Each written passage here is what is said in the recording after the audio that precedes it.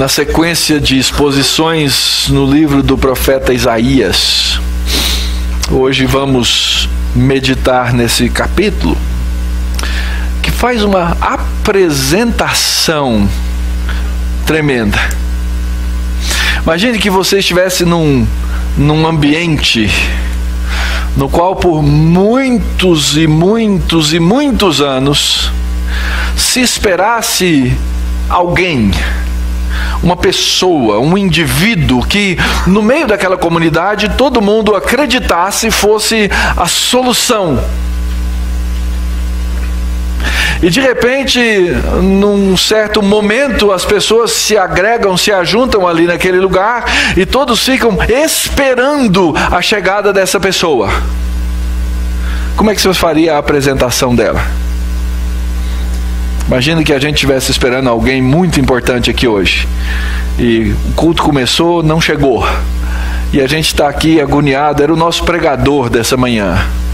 E agora, de repente, ele chega e abre a porta e ele vai entrando e eu falo: eis aqui, chegou o cara. Ele chegou.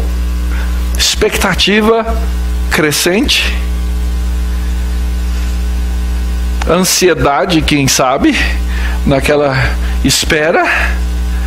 Todo aquele turbilhão de pensamentos a respeito de alguém que talvez viesse trazer a solução para os problemas que eu tenho. E agora, finalmente chegou. Assim era o povo de Israel, esperando alguém para resolver os problemas e a miséria de toda a natureza daquele povo. Eles viviam todo tipo de miséria, todo tipo de miséria. Eles viviam ruína social.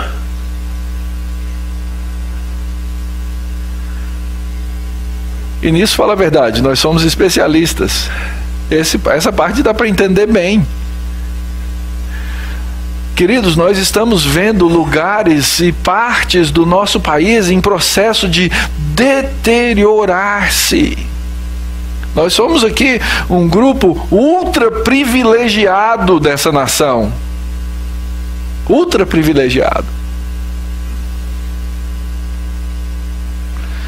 Mas as coisas estão se tornando feias a tal ponto nesse Brasil nosso, que em determinadas regiões o medo, o temor, a segurança de sair na rua chegou num nível que as pessoas param de se locomover. Elas travam. Eu tenho alguns amigos que moram no Rio de Janeiro. Os relatos que eles me fazem das coisas que acontecem, e aparentemente essas coisas não chegaram ainda na porta da minha casa, são estarrecedores.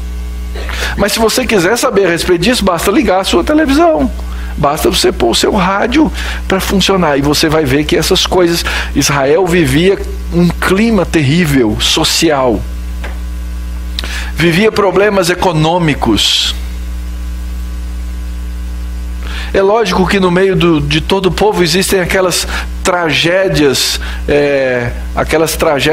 pessoais, individuais, mas não são só essas. Essas tragédias que são de poucos, de repente elas se tornam exemplo e comoção de um povo todo. Mas, sobretudo, a maior tragédia que o povo de Israel vivia naquele tempo era a tragédia espiritual. E eu creio que as outras eram consequências dessa. O próprio livro do profeta Isaías vai dizer que aquele povo se tornou um povo que adorava de maneira estéril. O profeta denuncia: vocês louvam com os lábios, mas o seu coração está longe, o seu coração está afastado. Vocês falam coisas a respeito de Deus, mas essas coisas a respeito de Deus, elas não são a verdade. Elas não fazem parte daquilo que vocês deveriam ser. E aquele povo precisava de um consolador. E foi isso que nós vimos então no último sermão, no capítulo 40. Que Deus, o Deus soberano, o Senhor dos senhores, o Rei do universo, Ele é um Deus consolador. E Ele então aparece no capítulo dizendo: consolai, consolai meu povo, tragam conforto. E olha só a especificidade da fala. Fala ao coração desse povo, porque eles estão cheios de iniquidade. E a primeira coisa que alguém precisa é de perdão dessa iniquidade.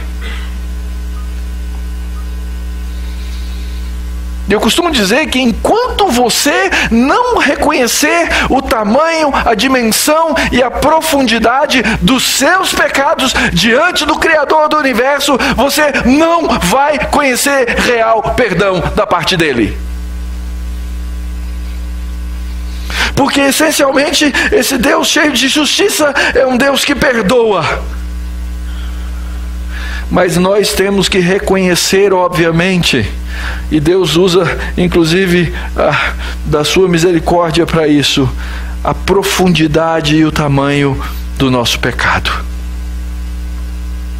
E então no capítulo 40 nós temos a mensagem clara de que Deus vem consolar o seu povo pela sua palavra, trazendo novidade, trazendo uma boa nova, trazendo uma boa notícia, trazendo algo que aquele povo precisava ouvir. O capítulo 40 continua dizendo por que é que Deus pode fazer essas coisas. E aí no capítulo 40 você vai encontrar cada uma dessas pequenas seções de 2, 3, 4 versos dizendo por que é que Deus pode fazer isso que Ele promete fazer. Ele é soberano sobre a natureza. Ele é soberano sobre o mundo natural, que nós chamamos de natural. Eu fico imaginando para Deus o que é mundo natural para Ele, né?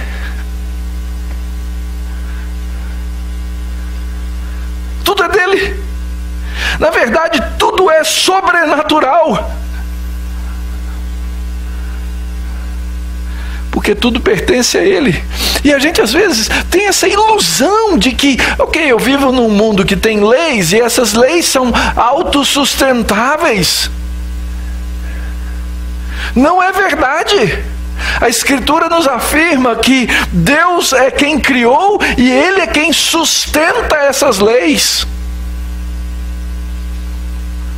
Mas Ele é tão estável naquilo que Ele faz, que a gente pode dizer assim, isso é tão natural, porque elas se repetem. A gravidade é algo confiável, em todos os sentidos, não é? Tanto no derrubar das coisas, quanto no sustentar das coisas. A Escritura diz que Ele é supremo sobre as nações, Ele é dono delas. Gente, essa semana o mundo acordou diferente. Com a saída da Inglaterra, do Reino Unido, da União Europeia, nós vamos ter uma mudança radical em várias coisas ao redor do mundo. E pode ser que venha aí mais uma onda, e ao contrário do que se costuma dizer no Brasil, só uma marolinha, vem uma outra onda de crises. Mas nós somos um povo esperto, fala a verdade. A gente acha, inclusive, né, o pessoal que fala nesse assunto, não, a crise é uma oportunidade também. A gente acha um caminho no meio dela. Mas Deus é soberano sobre as nações, Ele é soberano sobre a Síria, Ele é soberano sobre a Europa, Ele é soberano sobre o Estado Islâmico, Ele é soberano sobre todas as coisas. E é isso que não me deixa viver apavorado, porque senão eu viveria apavorado. Porque quando a gente vê quão horríveis são essas coisas, quão terríveis são os feitos que os homens são capazes de fazer, seria de ficarmos apavorados. Mas Deus diz assim, Mauro, fica tranquilo, filho. eu sou Senhor sobre as nações, eu estou acima dos ídolos, dos deuses inventados por homens. Na verdade, eu sou Deus supremo sobre os governantes. A palavra de Deus diz que Deus coloca e Deus tira o rei. A gente pode fazer movimento social, a gente pode ir para as ruas, a gente pode levar milhões ou milhares, do jeito que a gente quiser. Eu tenho que entender que a história está na mão de um Deus soberano. Isso me traz conforto, porque Ele diz isso na palavra dEle. Ele é um Deus incomparável. E é por isso então que Ele pode restaurar. É por isso que Ele dá força ao cansado. É por isso que Ele diz que os jovens se cansam e se fatigam, mas os que confiam no Senhor têm o quê? As suas forças renovadas. Ele renova. Ao longo da história Ele tem feito isso pela igreja, Ele tem feito isso pelo seu povo. E esse Deus, chega aqui no capítulo 42 de Isaías, Ele diz: eis aqui o meu servo, eis aqui aquele que veio para, ou que vem para me servir. E é por meio da palavra, da obra, da boca, das ações desse servo, que Deus traz para nós o consolo. Por isso que nós vamos encontrar aqui no livro do profeta Isaías vários capítulos que nos falam a respeito do servo. E alguns deles vão nos mostrar como funciona, como funcionou a obra desse servo e por que é que nós hoje... Isaías escreveu 700 anos antes de Cristo. Então, por que nós hoje, 2.700 anos depois, precisamos entender essa mensagem a respeito deste servo? Às vezes eu fico pensando a respeito desse trabalho dos pastores. Pastores, eles devem ser loucos. Porque tem tanta coisa sendo escrita hoje sobre o mundo, sobre o que está acontecendo, e os pastores, eles insistem em pegar um negócio escrito 2.700 anos depois e dizer para um grupo de pessoas que essa é uma mensagem relevante, fundamental e importante para a sua vida. E eu quero dizer, afirmar e reafirmar, e a minha oração é que você entenda isso hoje. Quem é esse servo que Isaías começa apresentando aqui no texto? Ele começa dizendo: eis aqui o meu servo, chegou esse servo. Quem que é esse servo? Se você for nos livros, nos comentários, você vai ver várias discussões. Existem certos textos no livro do profeta Isaías que apontam que aquela nação escolhida por Deus, lá naquele tempo, no Antigo Testamento, que Israel era o servo de Deus para cumprir uma tarefa. Existe um sentido no qual, sim, Deus usou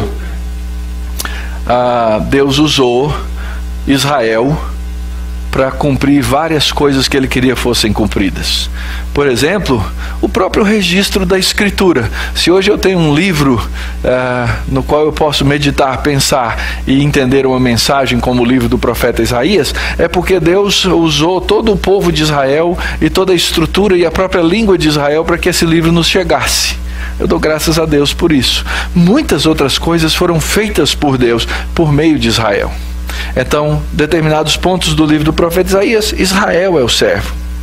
Tem uma passagem estranhíssima, ou algumas passagens estranhíssimas no livro do profeta Isaías, porque homens, reis, pagãos, que eram avessos, contrários à fé do povo de Israel, são chamados de servo.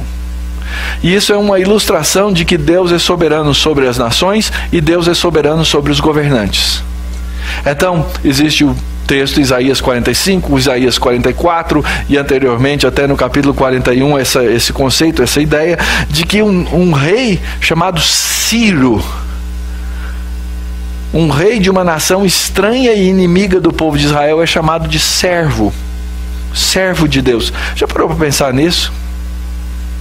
Que se Deus está no controle da história, Deus está no controle das nações, Ele usa os homens para cumprir a sua vontade, e esses homens são inclusive chamados de servos. Deus usa as coisas mais inusitadas na história para servir a sua própria glória. Então existe um sentido em que outros podem ser esse servo do Senhor. Aí no livro do profeta Isaías, Ciro é apontado assim. Mas nesse capítulo 42, um texto escrito 700 anos antes de Cristo, quem está sendo apontado como servo do Senhor é o próprio Senhor Jesus Cristo. Se você abrir sua Bíblia lá em Mateus, no capítulo 12, a partir do versículo 15, diz assim: Mas Jesus, sabendo disso, afastou-se dali, muitos o seguiram e a todos ele curou, advertindo-lhes, porém, que não expusessem a publicidade, para se cumprir o que foi dito por meio do profeta Isaías: Eis aqui o meu servo que escolhi, o meu amado, em quem a minha alma se compraz. Farei repousar sobre ele o meu espírito, e ele anunciará o juízo aos gentios. Não contenderá, nem gritará, nem alguém ouvirá nas praças a sua voz. Não esmagará a cana quebrada, não apagará a torcida que fumega, até que faça vencedor o juízo, e no seu nome esperarão os gentios. Então, a profecia de Isaías aqui no capítulo 42, ela está confirmada lá nos evangelhos, dizendo que foi esse servo aqui anunciado, é exatamente aquele Senhor Jesus que nasceu lá em Belém, que cresceu na Galileia e que realizou o seu ministério no meio daquele povo de Israel. E esse Jesus, queridos, ele veio fazer aquilo que ninguém mais podia fazer. Ele veio cumprir e executar uma missão que nenhum outro homem poderia cumprir ou fazer. Sabe por quê? Porque nós homens, nós humanidade, nós estamos manchados pela nossa natureza caída, pela nossa natureza cheia de pecados. E nós não conseguimos realizar e nem fazer aquilo que é a vontade perfeita de Deus. Eu acabei de dizer há pouquinho, enquanto você não reconhecer a natureza e a profundidade do seu pecado, enquanto você não reconhecer o tamanho do seu egoísmo, enquanto eu não reconhecer o tamanho do meu egoísmo, eu não vou entender esse perdão pleno, esse perdão tremendo que Deus nos oferece para tirar essa carga, para tirar esse peso, para tirar essa miséria, para tirar essa lágrima, para tirar esse choro de sobre a minha vida.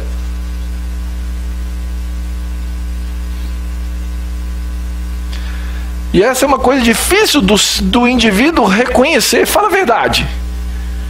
Talvez eu esteja falando aqui, você pensando lá no fundinho do seu coração, você não vai levantar a mão, nem vai me dizer. Ou talvez às vezes alguém levanta depois e me fala: É, pastor, eu não sou tão ruim assim não. Eu não tenho tanto pecado assim não. Sou gente boa.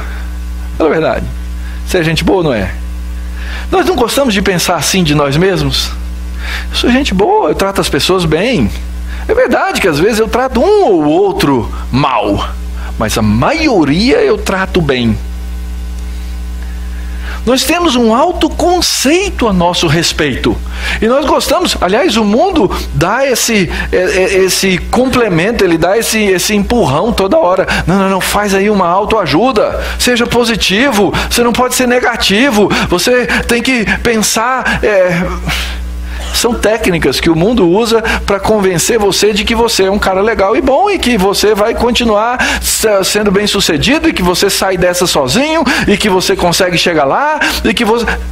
A Escritura fala tudo ao contrário. A Escritura diz que você não é tudo isso, que você não pode todas essas coisas. Aliás, pergunta para as pessoas mais próximas de você, que lá no Facebook a gente coloca lá em cima, o que ela realmente diz quando você a trata mal. Essa pessoa com quem você casou, e casou, eu imagino, porque ama, porque amou, porque quer amar.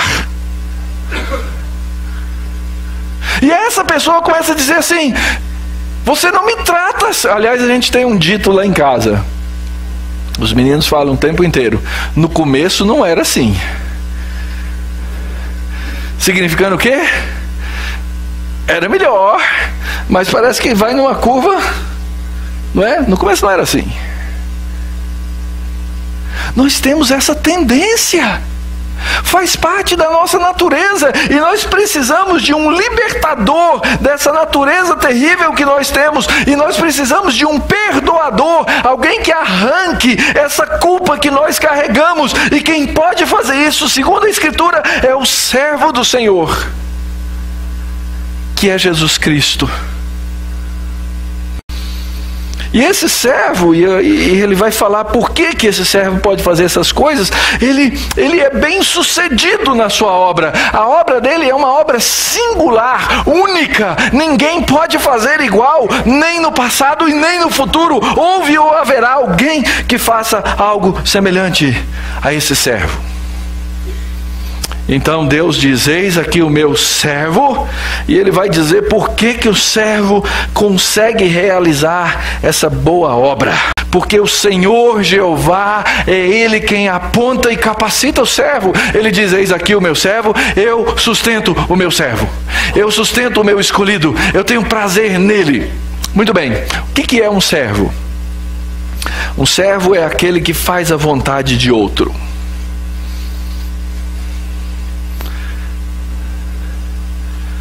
E eu queria ser absolutamente independente. Fala a verdade, ia ser bom demais, não é? Você não queria? Que hora você acorda segunda-feira, Caleb? 4:30 da manhã. Fala a verdade, que você não queria ser um cara livre para dizer assim: eu não preciso acordar 4:30 da manhã para ir para o meu trabalho. Ou que fosse o contrário, que ele dissesse: não, eu gosto de acordar às 4:30 da manhã, toda segunda-feira, para ir para o meu trabalho. Mas vai chegar uma hora que você vai cansar. Vai chegar um dia que você não dormiu bem. Vai chegar um dia que vai dar problema, até quando você gosta de fazer alguma coisa. Eu queria ter essa liberdade de dizer assim: aliás, nós estamos em junho, né? Esse restinho de ano eu não quero trabalhar, vai.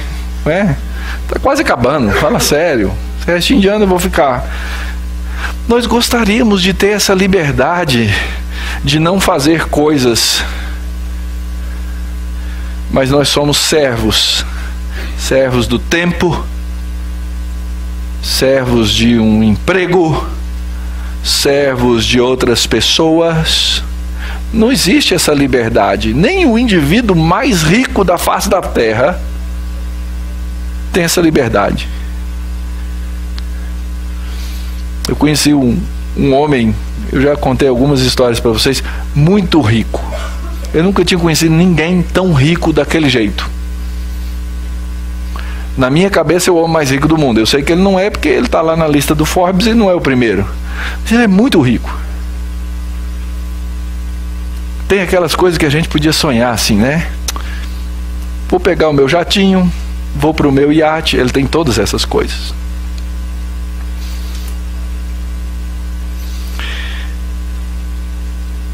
E nós o conhecemos, conversamos, jantamos juntos. Ele nos organizou um passeio. E ele virou para mim e falou assim: queria muito poder ir com vocês, mas tem uma sessão de foto da minha família amanhã que eu não posso faltar. Tá entendendo? Tem uma sessão de fotos que eu não posso faltar amanhã, porque estava combinado com a esposa, estava combinado com o filho, estava combinado com a filha, estava combinado com o netinho novo que tinha nascido. Então eu não posso faltar. Essa liberdade não existe. Nós todos, não importa a pobreza ou a riqueza na qual vivamos, nós temos que servir a alguém. Mas o nosso maior problema na nossa escravidão de servos é quando nós somos escravos de nós mesmos e do nosso pecado.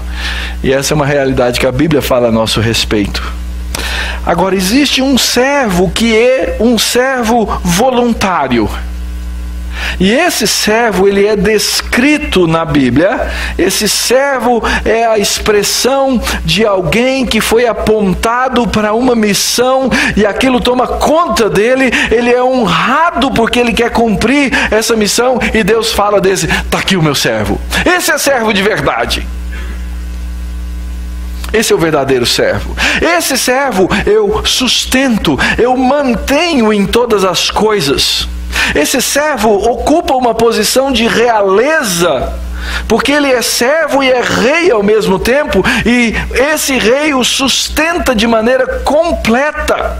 Aliás, essa expressãozinha que aparece aí, eis aqui o meu servo a quem eu sustento, ela significa o seguinte: está aqui o meu servo, eu carrego ele pela mão.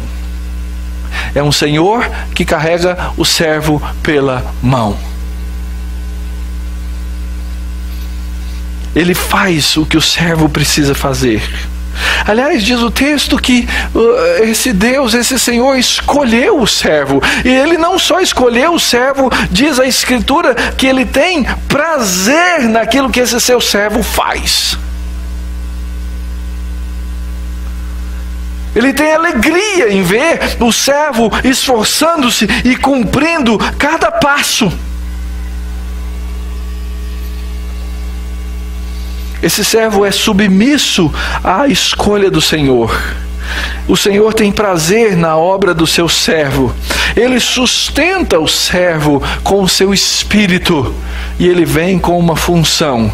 Ele vem fazer, ou ele vem promulgar o juízo e a justiça de Deus para os seus eleitos. Pastor,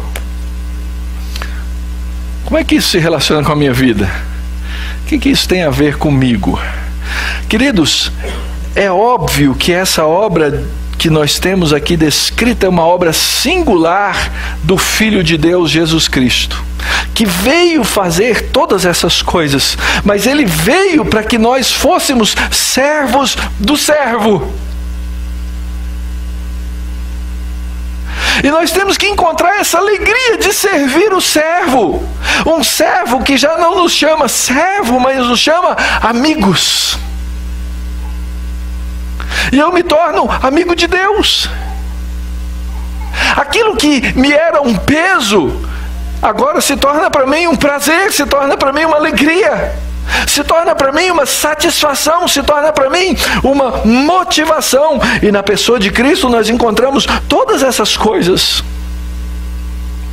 Nós encontramos na pessoa do Senhor Jesus Cristo uma absoluta submissão à vontade de Deus. Mesmo em momentos de grande dor, ele sempre foi submisso à vontade do seu Pai. Porque ele sabia que no seu trabalho e no seu esforço haveria plena satisfação e prazer em Deus. Agora pense um pouquinho. Você que conhece a Jesus Cristo, que foi salvo por Jesus Cristo, você foi chamado para isso também. Para ter um senso claro de missão. Para ter um senso claro de direção. Para saber que você faz parte dessa grande história sobre a qual Deus é soberano, e você diz assim: Senhor, eu estou aqui para cumprir o que o Senhor determinou para mim. Várias vezes eu tenho desafiado vocês a pensarem, seria uma engenharia reversa do pensamento. A nossa pergunta sempre é: Deus, o que o Senhor quer que eu... o que o Senhor tem para mim? E a pergunta a ser feita é: Senhor, o Senhor tem um grande projeto e um grande plano.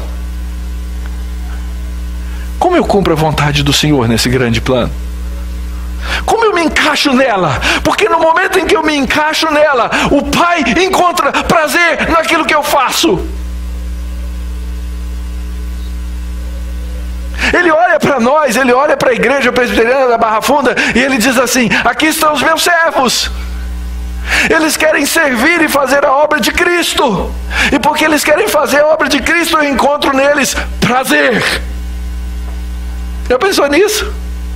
Deus tem prazer na igreja, que é o corpo do seu Filho. Porque o seu Filho cumpriu uma obra perfeita. Ele morreu numa cruz. Ele trouxe perdão para a minha vida. Agora Deus olha para a igreja e diz assim: eu tenho prazer nessa igreja. Imagina que nós tivéssemos aqui na igreja da Barra Funda uma orquestra. Mas pensa assim, tops. Tudo aquilo que uma orquestra, toda a perfeição. Imagina que a gente fosse adorar a Deus lá na Casa São Paulo, tá? Naquele nível, ok?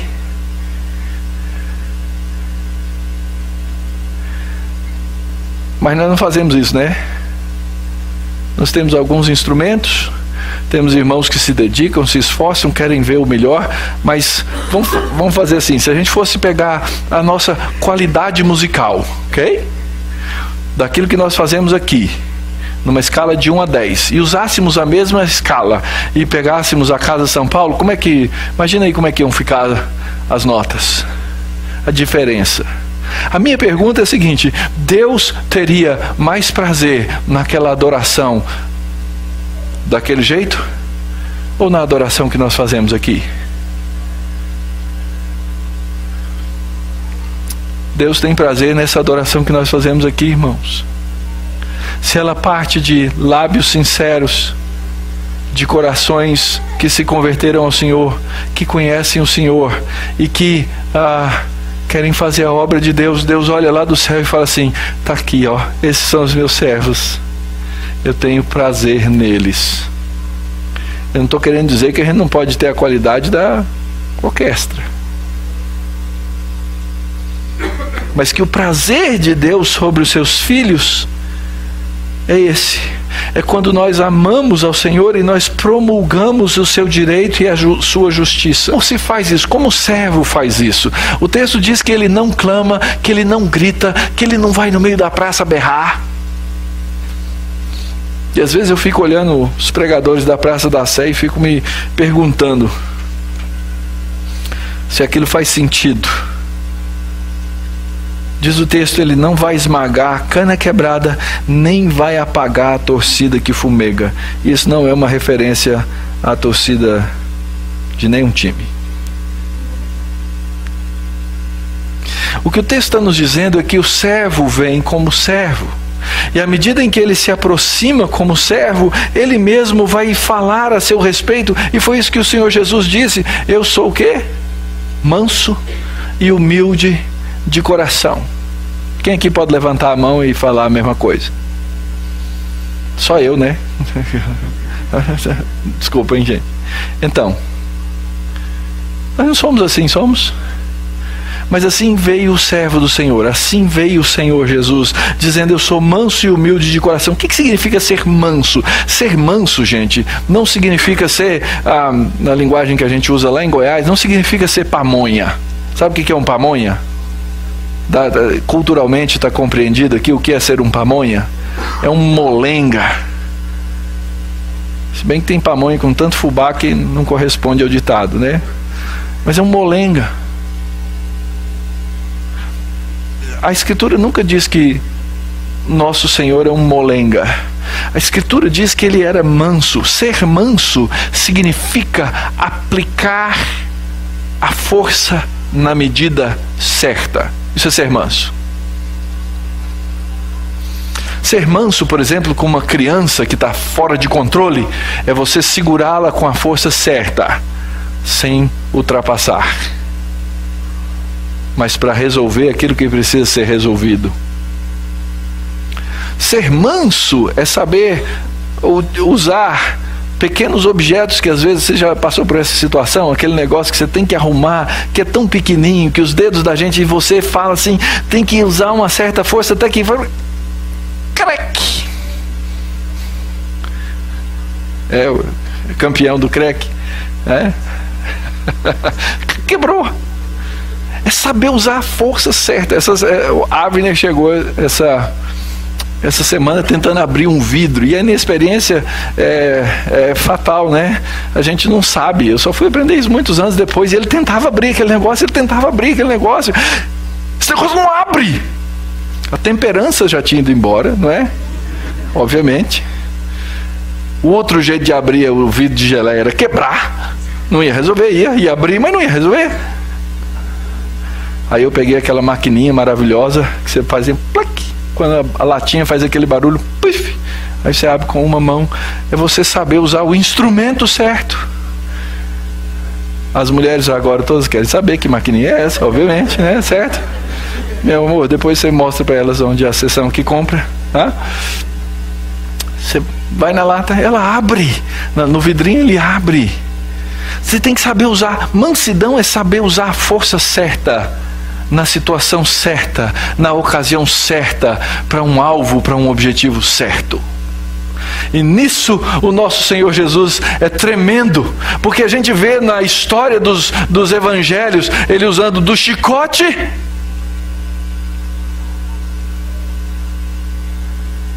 a lágrima.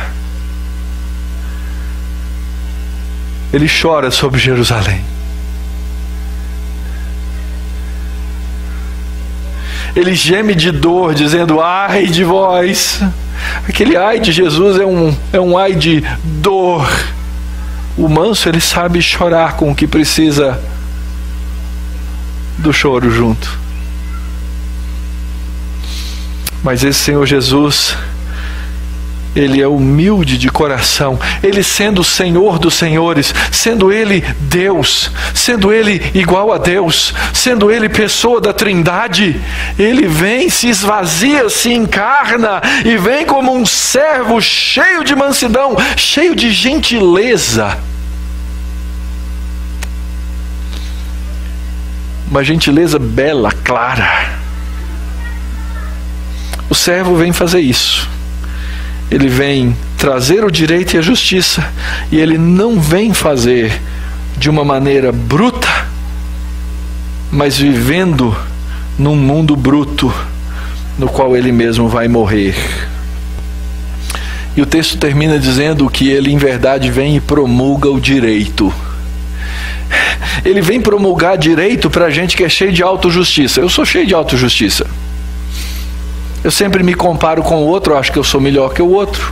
Sempre vai ter alguém que é pior do que você, não é? Sempre vai ter alguém que é pior do que eu, fala a verdade.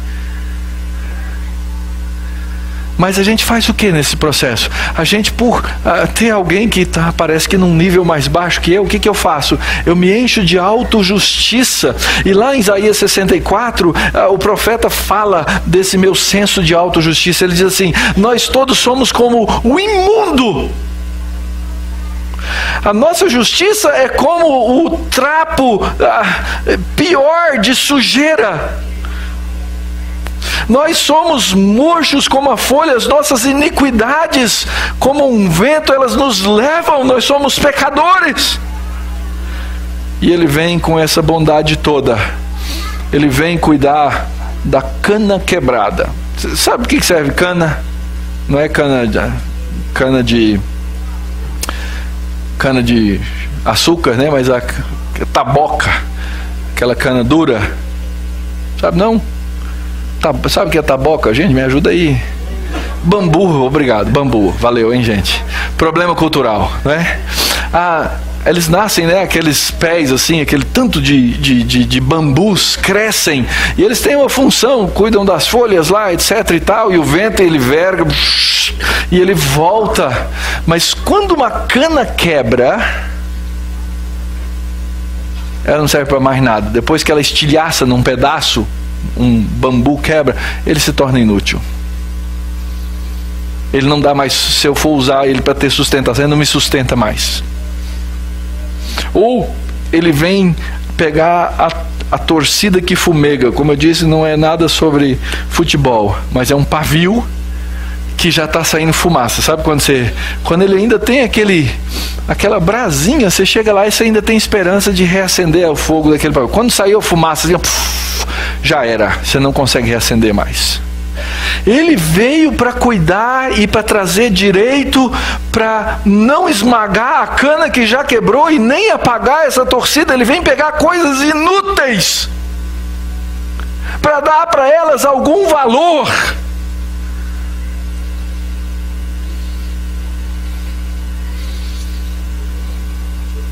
Ele veio fazer isso por mim. Ele veio fazer isso pela minha vida.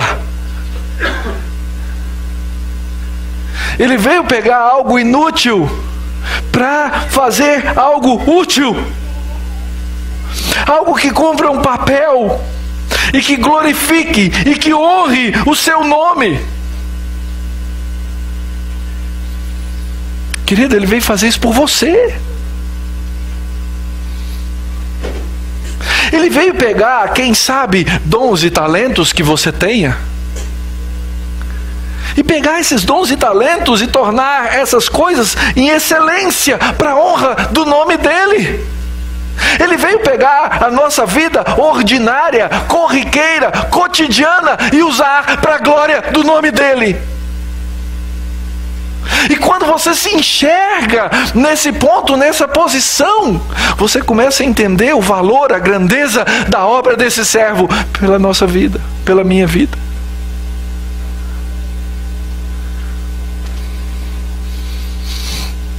Ele promulga o direito. Que direito é ele que ele promulga? Ele vem e te dá um direito que você não tem, porque a gente é cheio de direitos, como eu disse no comecinho. Eu sou cheio de justiça própria. Eu acho que eu sou bom. Eu acho que eu consigo agradar a Deus. Mas a Escritura diz que eu não consigo, que eu não posso, que eu não sei e que eu jamais vou chegar nesse ponto. Mas eu tenho alguém que vem e morre no meu lugar para trazer uma justiça a qual eu não tenho direito nenhum. Por uma razão só, porque Ele é bom. Essa é a essência do Evangelho. Essa é a essência da mensagem do Evangelho. Pode ser, querido, que você já tenha desistido de fazer qualquer justiça você mesmo. E se você já desistiu, ótimo.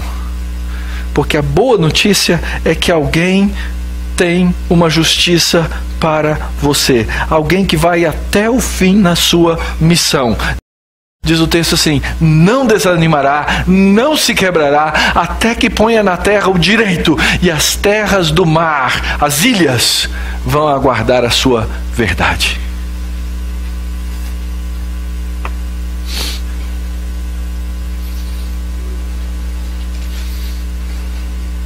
Você gosta de achar atalho para as coisas? Diz que são as melhores pessoas no mundo são os preguiçosos, porque eles vivem tentando fazer o quê? Achar atalho para fazer uma coisa de maneira mais fácil, não é? Ele não faz isso?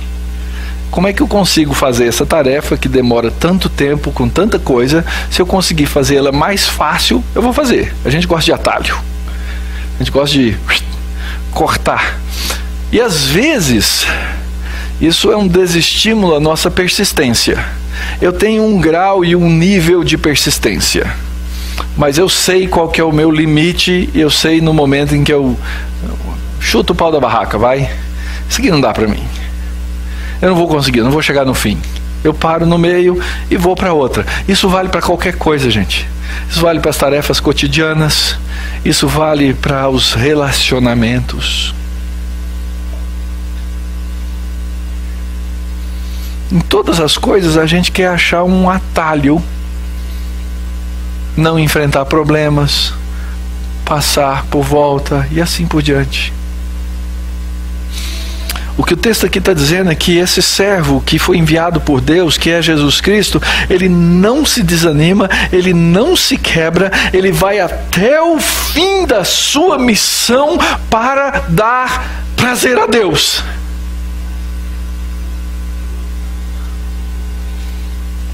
E a gente vê então, lendo os evangelhos, a história do Senhor Jesus Cristo, que ele vai passando cada passo. Imagina, aliás, a gente usa essa expressão, né? Pegou para Cristo. Pegou para quê? O que significa essa expressão? Pegou para sofrer no lugar. E a gente sabe que o ministério de Cristo, Ele fazendo todas as coisas perfeitas, Ele fazendo todas as coisas boas, Ele nunca cometendo pecado, Ele vai durante toda a sua história, toda a sua vida, está narrado nos evangelhos, e tem coisas que não estão e a gente imagina que seja assim, Ele vai sofrendo todas elas. Imagina o ambiente de Jesus Cristo dentro de casa. Vários irmãos, um que não peca. Adivinha quem que era o Cristo? Os outros todos botaram. Foi ele. Foi ele. E ele passa toda a sua vida, toda a sua história recebendo publicamente essa ofensa. Mas você faz isso, você faz aquilo, você come com pecadores, e ele nunca pecou. Ah, fosse eu, né, que nunca tivesse pecado e tivesse recebido, chutava o pau da barraca. Nós não temos condição de chegar ao fim. O texto diz que ele chega ao fim, que ele não desanima, ele não se quebra, ele ora ao Pai e pergunta assim: Senhor, tem jeito de eu não morrer nessa cruz? Tem jeito de eu não beber esse cálice? Deus responde para ele: não. Ele vai, ele é cuspido, ele sofre, ele morre naquela cruz para chegar e levar uma obra ao fim. Quantas coisas na vida nós não terminamos porque não estamos dispostos a pagar o preço de chegar ao fim delas?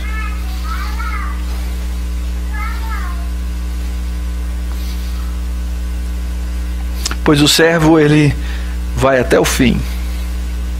E tem uma expressão das palavras da cruz, aquelas coisas que o Senhor Jesus disse na cruz e que nós temos registradas, 7 coisas que ele disse enquanto estava lá. Ele entrega ao Pai o seu Espírito e ele usa essa palavrinha que está lá na língua grega, que é traduzida por está consumado. O que Jesus estava dizendo ali é: Pai, eu fui até o fim. Pai, eu nunca desisti. Pai, eu cumpri tudo que o Senhor mandou eu cumprir. Tudo que o Senhor mandou fazer eu fiz. Pai, eu estou pagando a dívida dessa igreja. Eu estou pagando a dívida dessa igreja. Eu estou pagando pelos pecados do meu povo, daqueles que o Senhor me deu. Está consumado. O servo vai até o fim na sua obra, sem deixar nada para trás. Para quê? Para que nós aprendamos a sua verdade, para que nós aprendamos a sua doutrina. E aí, como é que a gente aplica tudo isso para a nossa vida? Primeiro, eu tenho que entender que a cana quebrada e a torcida que fumega sou eu.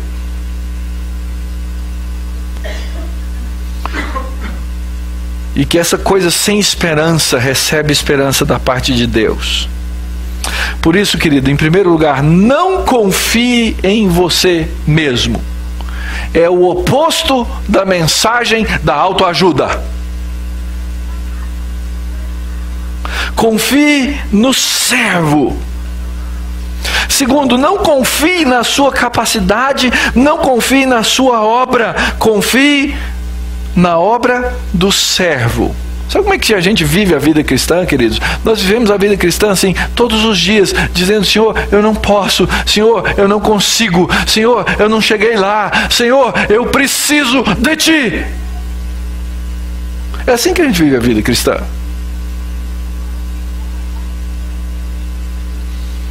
Confie na obra do servo. Seja servo do servo. Viva todos os dias pensando assim: Senhor Jesus, eu quero Te servir. Eu não quero servir a mim mesmo. Eu quero servir ao Senhor. O Senhor é o servo que Deus mandou e eu quero ser Teu servo. gaste a sua vida diante do servo. Você já parou para pensar que isso aqui pode ser só um momento religioso e que você vai para casa, esquece de Deus, esquece do servo? Como é que você vive Você vive a sua vida em oração. Você vive a sua vida em relacionamento diante do servo. E por último, aprenda a trabalhar no comando do servo. Confie no Senhor. Ele tem coisas para você fazer no projeto dele. Não tem o seu, tem o dele.